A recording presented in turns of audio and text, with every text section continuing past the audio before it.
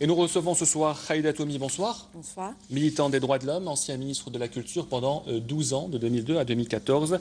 Vous faites votre retour, on ne vous a pas vu depuis que vous avez quitté le gouvernement en mai 2014.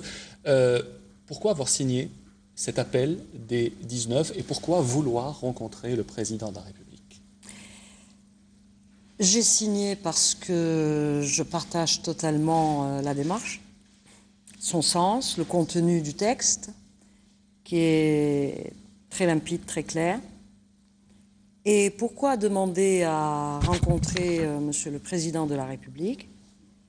Eh bien parce que, comme nous l'avons dit, nous sommes des citoyennes et des citoyens algériens qui aimons notre pays et qui avons très peur, qui avons des craintes, de vraies craintes, quant à l'avenir de notre pays en rapport avec des décisions qui ont été prises et en rapport avec les derniers développements. Alors, rapidement, quel genre de décisions, quelles sont les décisions annoncées par le président qui, pour vous, ne sont pas annoncées par le président, justement. Prises en son nom?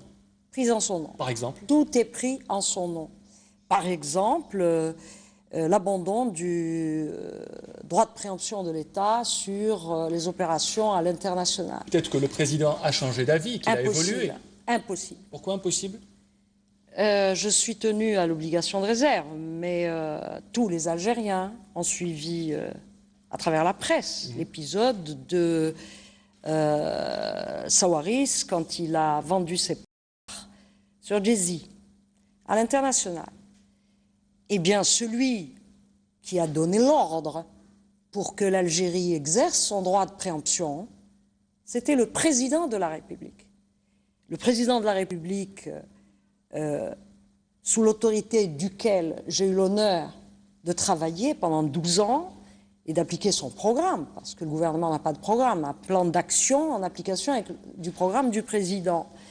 Eh bien, ce président-là installe le respect du droit de préemption de l'État parmi les choses sacrées. Donc, remettre en cause cela à l'international, et je rappelle que Jay-Z, l'affaire Jay-Z, si l'État n'avait pas exercé son droit de préemption, donc si le président Bouteflika n'avait pas agi immédiatement, nous aurions été dans une situation très dangereuse parce que l'acquéreur, celui qui s'est présenté pour acquérir les parts de M. Sawaris, était quelqu'un et une entreprise qui aurait posé d'énormes problèmes à l'Algérie. Donc ça veut dire qu'un article se retrouve aujourd'hui dans un projet de loi qui remet en cause ce principe. Personnellement, mais je ne suis pas la seule, les 19 déclarent cela ne ressemble ni à l'éthique de M. Abdelaziz Bouteflika, ni à ses principes, ni à sa pratique de président. Et à partir de là, nous voulons le rencontrer. Et puisque le président, pour vous, n'a pas changé d'avis sur cette question, alors qui, selon vous, prend les décisions à sa place? Monsieur Draghi, je ne sais pas. Ce pourquoi je vous remercie infiniment, c'est de me permettre de clarifier les choses. Nous avons fait une demande d'audience. Une demande d'audience. Tous les citoyens algériens, toutes les citoyennes algériennes ont le droit, je répète, ont le droit de faire une demande d'audience. Mais le président n'est pas obligé de rencontrer tous ceux qui lui demandent audience. Absolument. Absolument. Cependant, les citoyens ont le droit, donc nous avons le droit de faire une demande d'audience. La deuxième chose, nous sommes des gens très sérieux et très précis. Nous ne confondons pas entre une demande d'audience et une demande de visite.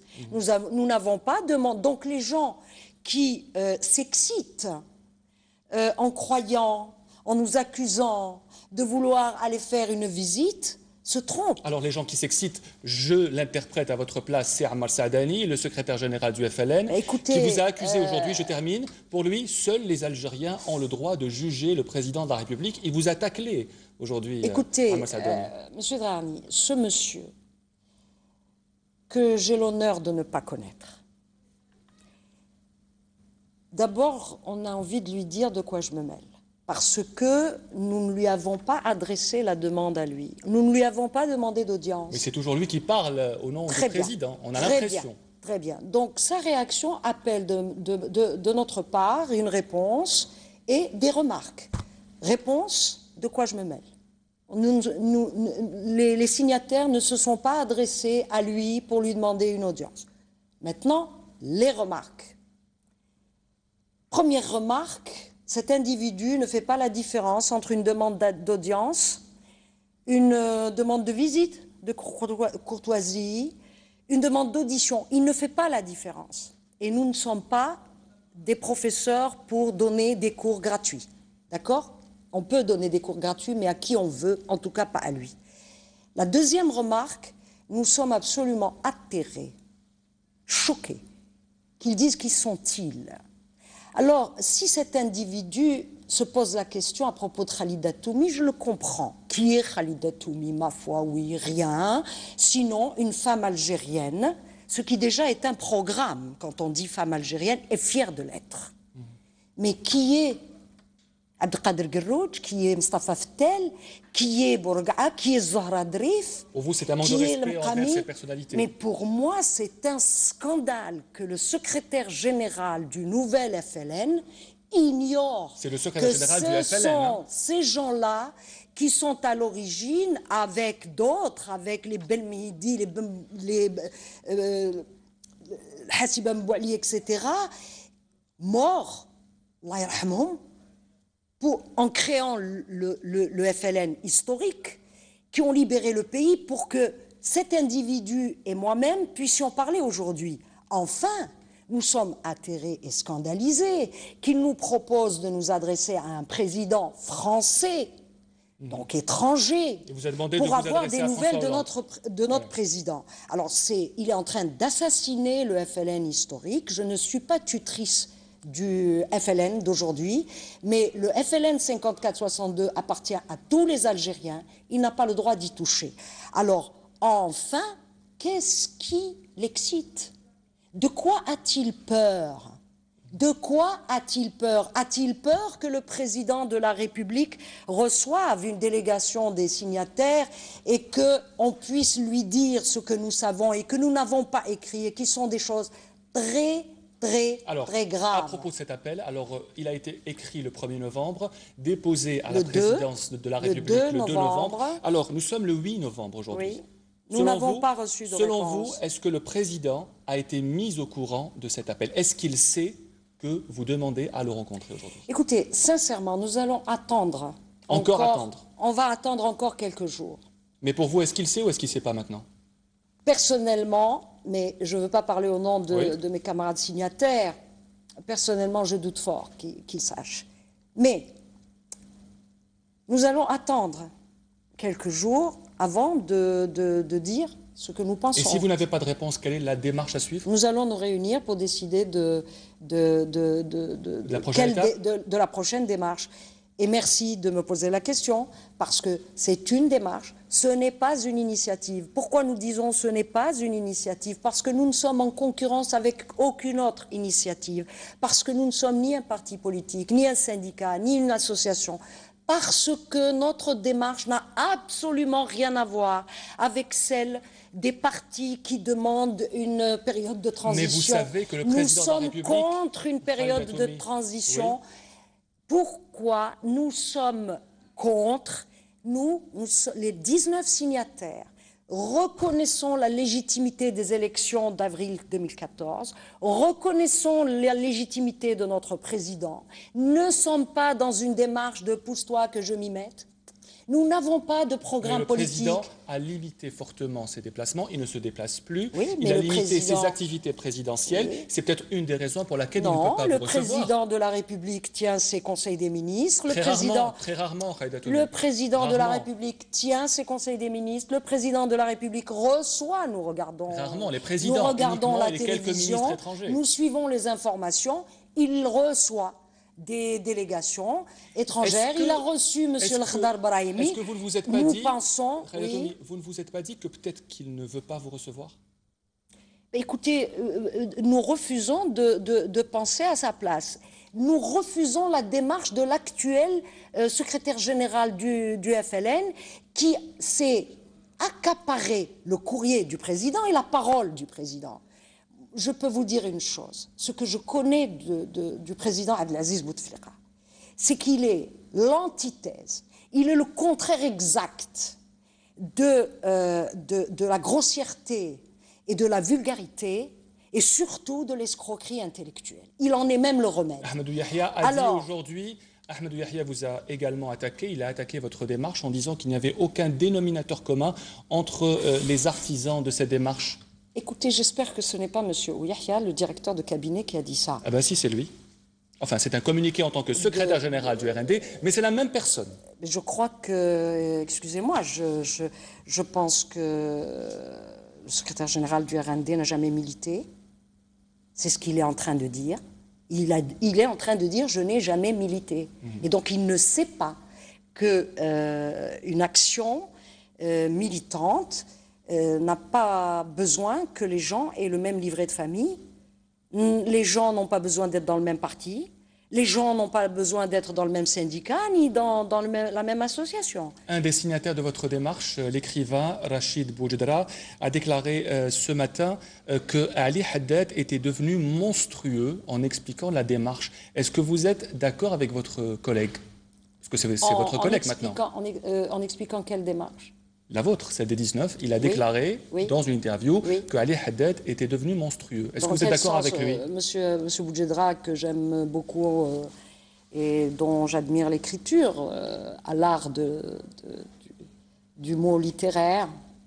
Monstrueux dans quel sens? C'est-à-dire... en prenant beaucoup d'ampleur, peut-être. Une hypertrophie. Votre ami Louisa Hanoun pense la même chose. Ce que je retiens de la déclaration de Rachid, et que je partage, oui. Il a dit, moi je refuse de citer les noms, ce n'est pas par peur, mais parce que je ne veux pas brouiller le message des 19 signataires. Donc il a dit que c'est un privé, très bien, ok. Pourquoi se mêle-t-il de politique et des affaires du gouvernement? Pour vous, M. Haddad se mêle de la politique? Oui, bien sûr. Et donc, c'est pas bien. Ce n'est pas bien pour l'Algérie. Ce n'est pas bien pour les Algériens. Donc, c'est tout. Maintenant, s'il veut faire de la politique, il faut respecter les Algériens. Il faut assumer. En parlant de politique, prendre sa carte dans un parti ou fonder un parti. Mais on ne peut pas mélanger les gens. Voilà. Vous avez été aussi membre d'un parti, le Absolument, RCD, que vous avez abandonné pour la politique, non? Non, j'ai été exclu, Monsieur Draghni. Il faut rendre à César ce qui revient à César. J'ai été exclu. Je le vis ni positivement ni négativement, mais c'est un fait. Exclu pour ne pas avoir suivi les instructions du parti? Pour désaccord grave, sur une question politique. Voilà. Mais ça fait partie de la vie militante. Ma dernière question, être exclu. C'est arrivé à des gens autrement, plus intelligents, plus importants que moi. Hein, je pense notamment à un écrivain que j'adore, qui s'appelle Georges Sampron, et que j'adore. Et lui a été exclu. Alors moi, qui suis-je? On va essayer de conclure. Vous avez quitté le ministère de la Culture il y a 1 an et demi, en 2014, après avoir dirigé ce département pendant 12 ans. Je vous pose ma question. Grâce au président Abdelaziz Bouteflika, et j'en profite pour lui dire toute ma gratitude de m'avoir permis de servir mon pays sous son autorité pendant 12 ans. Que pensez-vous de la culture aujourd'hui en Algérie, 1 an et demi après votre départ? Et ne me dites pas droit de réserve. Eh bien, écoutez, je vais vous dire pas droit, mais obligation de réserve, oui. Obligation de réserve. Je suis une républicaine. Être républicain, c'est pas un mot creux. Je respecte les lois et les règlements de mon pays. Il y a un décret qui date des années 90, qui a été revu et republié en 2006, sur l'obligation de réserve des ministres, mais des hauts cadres de la nation. Et je suis tenue à l'obligation de réserve pendant 2 ans. Donc vous ne m'entendrez, pendant 2 ans, vous ne m'entendrez jamais faire aucun commentaire sur ce secteur. Donc je il reste vous donne encore... rendez-vous dans 6 mois. Et dans 6 mois, il n'y aura plus l'obligation de réserve réglementaire, mais Ouais. il y aura l'obligation de réserve morale. Donc je dirai des choses, mais peut-être pas tout, Donc vous ne par pouvez, respect à mon pays, donc vous pouvez à la rien haute dire. idée que j'ai de l'Algérie et de son peuple. Donc vous pouvez rien dire sur ce secteur que vous avez dirigé pendant 12 ans. Absolument pas. Positif, négatif, un droit de regard. Dans 6 mois, rendez-vous dans 6 mois. Rendez-vous dans 6 mois. Merci d'avoir été notre invité, Merci. Fahida Toumi, Merci. ancienne ministre de la Culture. Merci. Nous allons passer tout de suite à l'info dernière.